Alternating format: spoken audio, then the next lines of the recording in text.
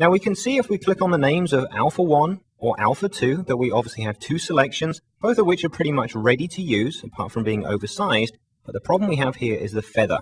If I have Alpha 1 selected and I come up here next to RGB, don't click on the name RGB, but click the visibility next to the RGB channel, and you will see the selection that you've made and how it looks compared to the background. And we can obviously see the edges are too sharp. What we're going to do is simply apply a blur to it. You can do that inside of channels, and there's many reasons you would do so, and you'll see more examples of that throughout this training. But let's go ahead and do that. Come up to the filter menu, go down and choose blur, and once again, let's go out and choose Gaussian blur. Then it'll bring up whatever value you've currently used before. I'm going to set this down to about 2.5. You can see that it's just enough to give the feather that matches exactly what the eyelid looks like in the RGB channel. Go ahead and say OK. And if we come to Alpha 2, this is the one that focuses on the iris. Once again, turn on the visibility for RGB. We can see this is the one that's going to present us a slight problem because we have a different feather value on the left than we do on the right. If I just turn off the visibility here for Alpha 2, you can see that. Sharper on the left, more feathered on the right.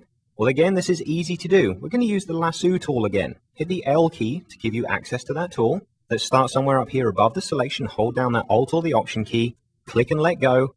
Just move your cursor down to below the eye. Just going to click again.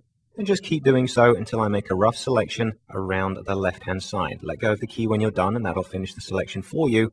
And once again, just bring up the blur dialog box for Gaussian blur and choose whatever value looks correct to you. I'm going to go for about maybe 3.5 pixels on this one. The joy of doing this inside of channels is you can always do it again and again. It's very easy. You've got the paths, easy to make changes in the future.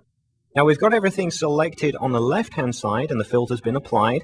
What we can do now is press Shift-Command-I or Shift-Control-I on the PC to inverse the selection. So now everything but this area is selected. And then what we can do is if we simply press Command-F or Control-F on the PC, we can apply the previous filter once. And if we hit the same command again, we can apply it twice. And that will just feather out the edge now to effectively 7 pixels. It's going to apply 3.5 2 times, which should give us roughly the size that we're looking for.